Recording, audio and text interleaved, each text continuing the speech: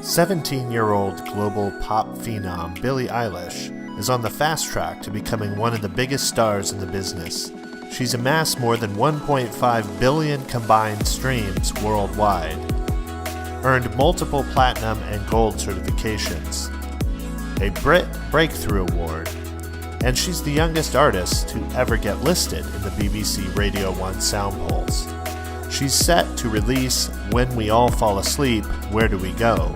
Later this month, and then kick off her fourth sold-out headlining North American tour. We catch up with her front of house and monitor engineers about their compact D-Live fly rigs and why it has been their choice for gigs around the world.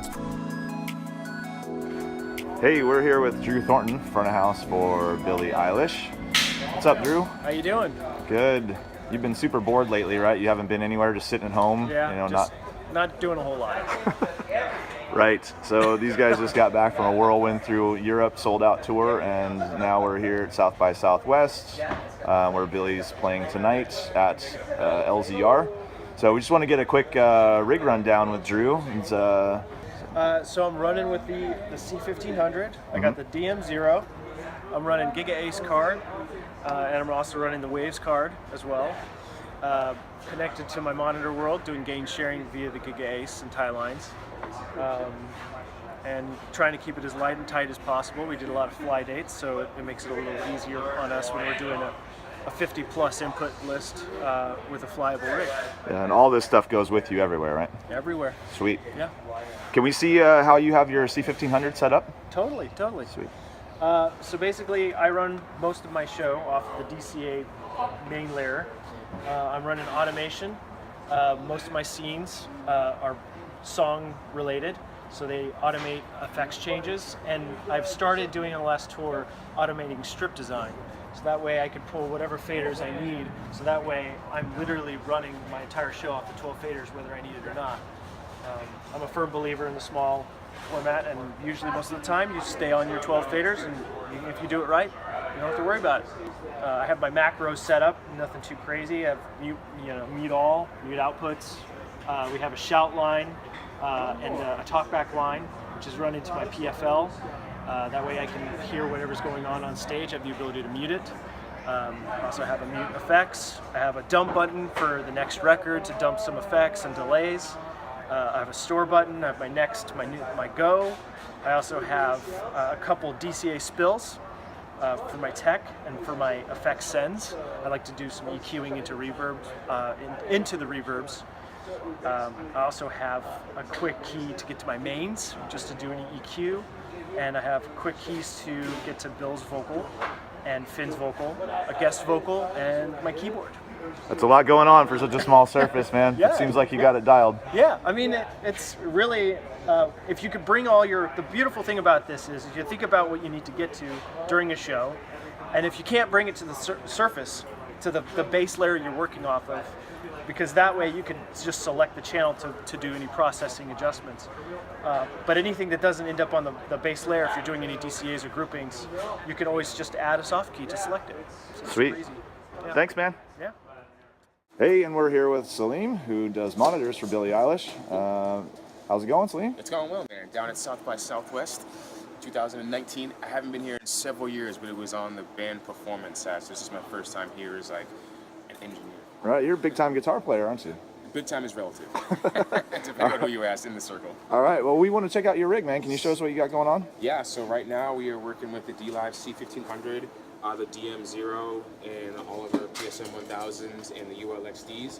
I'm running, I think, 6 channels of PSM 1000 and 4 channels of ULXD with the SEV7 capsules on each one. So pretty much, it's a pretty, I guess, basic standard monitor rig, but the cool thing about this particular setup is you can see my footprint is pretty small. Yeah. And kind of, I don't want to say jerry rig, but at the same time, it's just a quarter pack and a bunch of Pelicans, and that's like my world for the entire show, which can essentially, when you're running in festivals or situations like this, not having a big footprint, it's critical, and I can still keep my workflow and not be figuring out where stuff goes and kind of keep the daily flow, which for me, as like a creature of habit, it stuff needs to be where it is every day. Otherwise, my brain can't.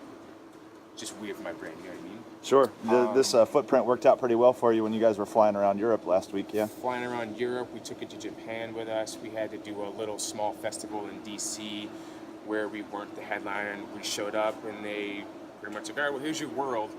And it was literally just big enough for this. Another 2 inches, it would have been falling off the stage. But in retrospect, thinking if I had anything else, I wouldn't have had anywhere to go. Right. So it's funny walking into a situation and somebody's like, all right, where's your console? I'm like, here it is. I just need a monitor case that you're not using and power. And then we're off and running, you know? So I have the Surface set up basically to maximize with the DCAs. I think actually speaking to you is like, God, how do I get this workflow to be so, how to articulate, to be efficient with not as much fadage as you're traditionally used to having with 51 inputs in monitor world. So for me, I have all my stuff basically customized on soft keys for my main mixes for the people I need to get to. And then everything else is essentially built into a DCA spill. So I have like a Billy All, which is all the stuff that I would ever need to get to her mix quickly. I have pretty much an All, which is all of my show inputs, everything I would actually need to get to through the show for anyone else. My effects DCA layer, my outputs DCA layer, the vocals, and my shout, which is like all the communication for the show for these and the talkback situation we have. And then her brother does an opening support act as well too, so I just have a DCA spill with all of his stuff on it as well. Right, so instead of you chasing inputs around, you just push a soft key and it brings what you want to see directly to the surface for you, right? Yep, absolutely. Awesome. And you're running how many inputs? 51. 51 inputs. A pretty small mixer for 51 inputs, right? Yeah, this thing does a ton of legwork, more than I don't want to say give it credit for, but I was surprised as I built more inputs into the workflow and how easy it is to get around the actual surface with just 12 faders coming from the profile world where everything is literally laid out in front of you, or a situation where you have the luxury of faders. I think when we were speaking on the phone the other day, kind of taught me like to one, maximize efficiency, but also know what you need to get to quickly, and then just having the muscle memory. And this is so customizable that I can actually do all of that and get to what I need to quickly, which is awesome. And like it has the buttons on the side here, so the stuff that I didn't particularly need all the time, I can still recall it on an encoder here to get to like my drum sub or the reverbs and stuff that I don't need to necessarily sacrifice an actual soft key for. Sweet. Yeah. How many mixes you got going on with this? I have, I think off the top of my head, I have 6 going on right now, including the drum mix. The drum sub. When we have more outputs, I think we're going to be going from 6 to 12. Cool. All right, and all your inputs are coming in off of remote stage boxes, right? You got DX16.8s peppered around the stage? Yep, so there's one here in front of me, which basically runs all of the playback, and I actually have all the shouts and her effect vocal mic coming into the local inputs on the back of the desk. There's one behind the drum world, which drives all the analog drums, his shout, his wired in-ear pack, and the drum sub, or the butt kicker in this instance, or the Porter Davies now. And there's another one on the other side of the keyboard world, which just has, at the moment, just 3 inputs in it, but it's essentially the link to which is in the guitar world over there. There's a 4th box that has all of the keyboards, the guitars, and our tech shouts and all that stuff on the other side of the stage. Nice, so no analog subsnakes on this stage? No analog subsnakes. Everything is pretty much just pinned with 4 Cat5 lines that starts here and jumps to each one of the 2 separate boxes. And for festivals and situations like this, I can't even explain how insane it is to have 51 inputs patched in about 10 minutes, line checked, and joking around on the headsets. Nice. 15 minutes later with like time to spare, and there's no stress and energy of stuff not working, which I think in that situation it's a very, you take it for granted that it's a luxury to have in that context. Awesome. Thanks a lot, man. All right. Appreciate it.